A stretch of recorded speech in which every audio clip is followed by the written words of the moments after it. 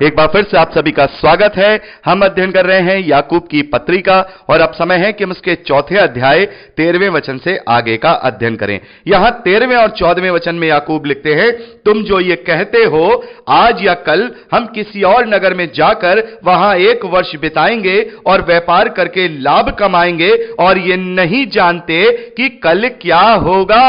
सुन तो लो, तुम्हारा जीवन है ही क्या?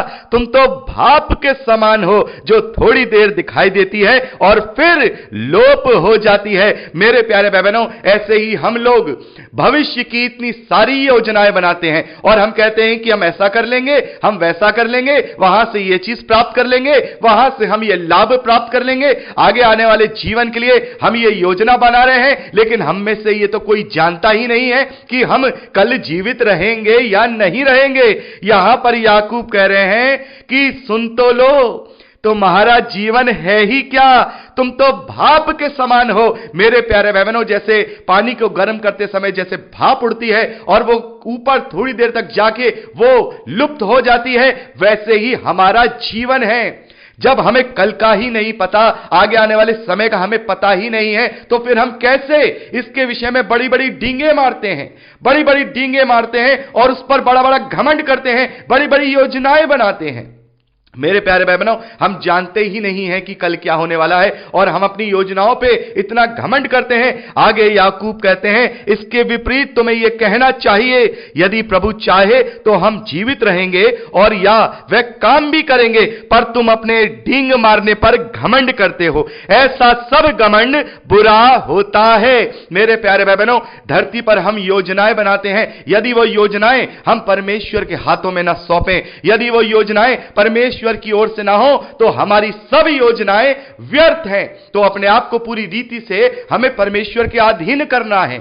मेरे प्यारे भाई बहनों, प्रभु यीशु मसीह कहते हैं कि कल की चिंता मत करो, कल की चिंता करके तुम कुछ भी हासिल नहीं कर पाओगे, आज की ही चिंता बहुत है। तो मेरे प्यारे भाई बहनों, यदि हम अपने आप को पूरी रीति से एक बालक के समान परमेश्वर के अधीन कर लेंगे, जैसे एक बालक अपने माता पिता के अधीन होता है, उससे कोई चिंता नहीं होती, वो अपने जीवन को जीता है, केवल अपने जीवन को जीता है। वो कोई चिंता नहीं करता कि मेरी फीस कहां से भरी जाएगी, मुझे कपड़े कहां से आएंगे, मुझे खाने को कहां से मिलेगा। वो केवल अपने माता पिता पर ही आश्रित रहता है। उसे पता है कि मेरे माता पिता हैं, ये मेरे लिए मुहैया करेंगे। तो मेरे प्यारे भाई बहनों, यदि हम कोई योजना बना रहे हैं, यदि हम कोई भविष्य की योजना बना रहे हैं, तो उस पर हम घमंड ना करें, हम उस पर डींग ना मारें, क्योंकि यह सबसे बड़ा घमंड है जब मनुष्य अपने आप पर भरोसा करता है।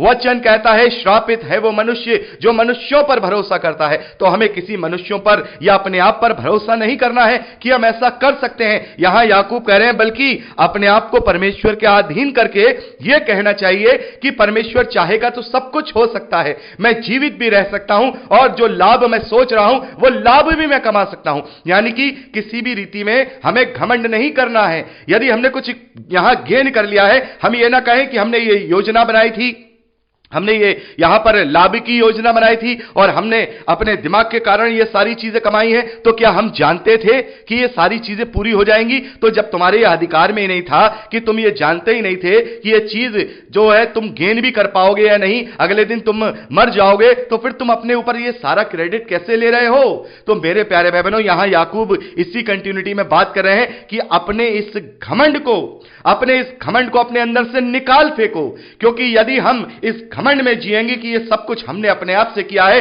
तो फिर परमेश्वर हमारा विरोध करता है।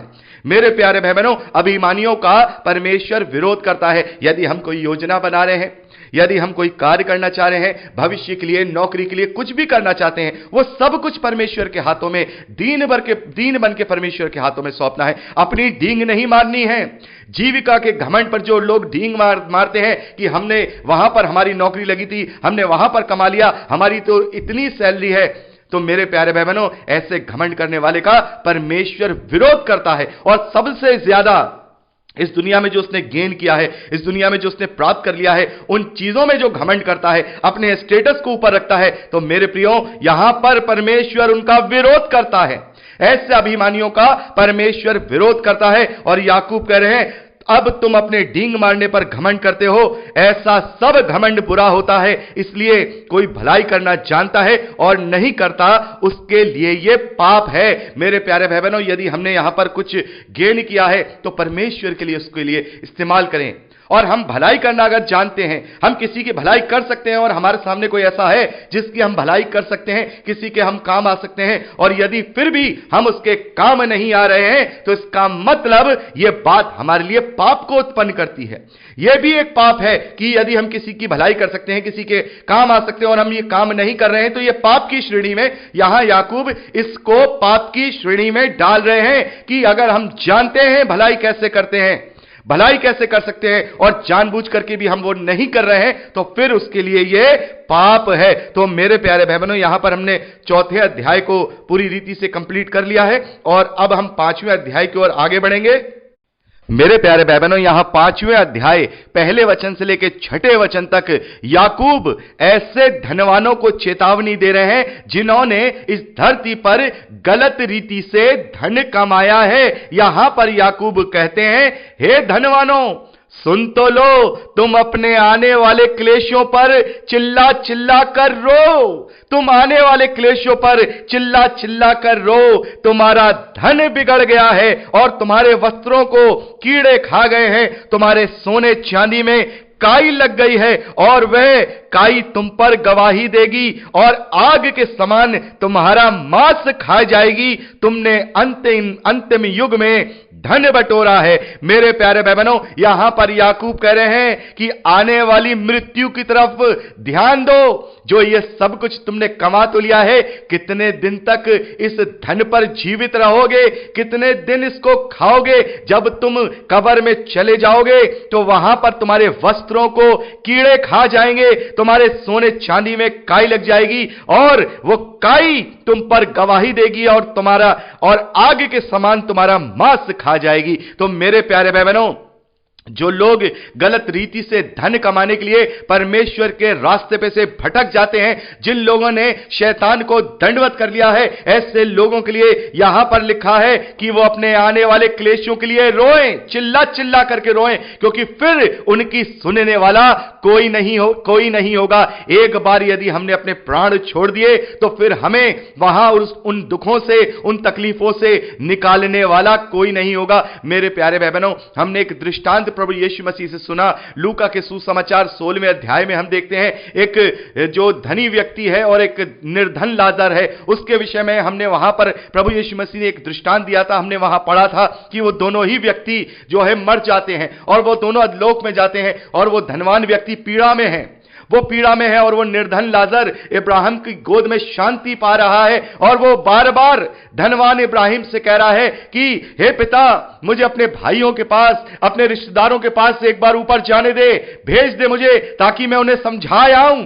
लेकिन वहां पर इब्राहिम कहते हैं कि नहीं, अब कोई मौका बाकी नहीं है, और उनके पास भी वो पुस्तकें हैं, भविष्यवक्ताओं की पुस्तकें हैं, जिनको वो पढ़कर अपने जीवन को जी सकते हैं। तो मेरे प्यारे भाई बहनों, कहीं ऐसा ना हो कि जब वो धनी व्यक्ति चिल्ला चिल्ला करके दुहाई दे रहा है कि मुझे अपने भाइयों से जाकर के कहने दो, तब हमारे पास वो समय नहीं होगा।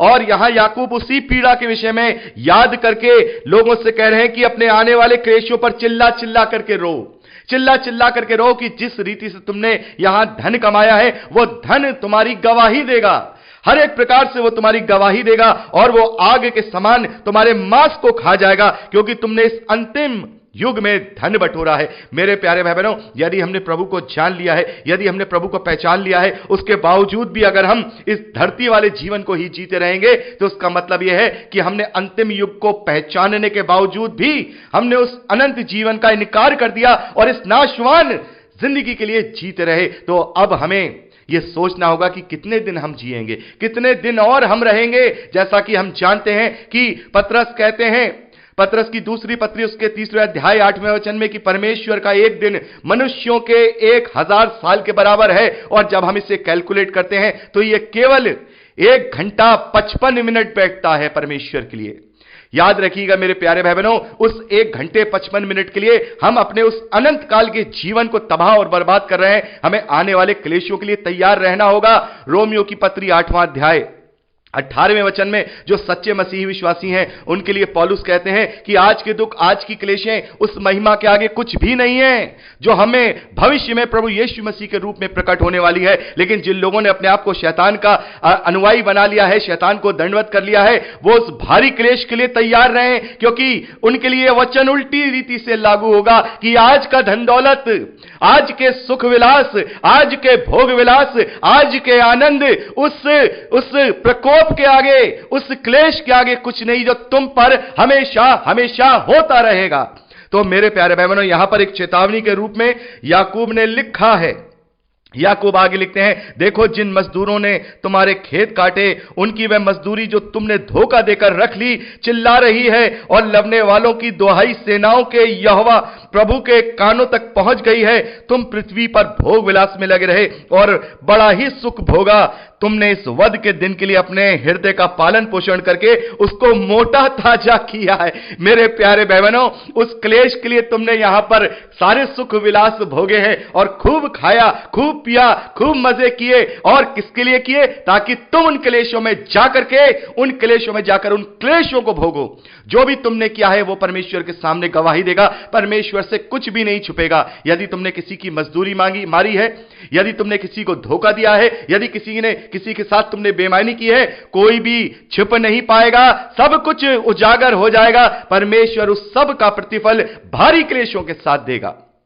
तो मेरे प्यारे भाई बहनों, यदि हम धनवान हैं तो इसमें कोई बुराई वाली बात नहीं है, लेकिन हमें यह देखना होगा कि हम किस रीति से धनवान हैं। क्या हमने वो मेहनत के साथ, ईमानदारी के साथ कमाया है, या फिर धोखे की बुनियाद पे कमाया है? और यदि हमने धोखे की बुनियाद पे कमाया है, लोगों का माल लूट करके कमाया है, बेईमानी करके कमाया है, 10 रुपए की चीज 20 रुपए में बेच करके कमाया है, तो मेरे प्यारे भाई बहनों याद रखिएगा, ऐसे लोग अपनी इस धरती के भोग विलास में जो जी रहे हैं, अपने आप को उस भारी क्लेश के लिए तैयार कर रहे हैं। और बड़े ही व्यंग के रूप में यहां 5वें वचन में याकूब ने लिखा है, तुम पृथ्वी पर भोग विलास में लगे रहे और बड़ा ही सुख भोगा।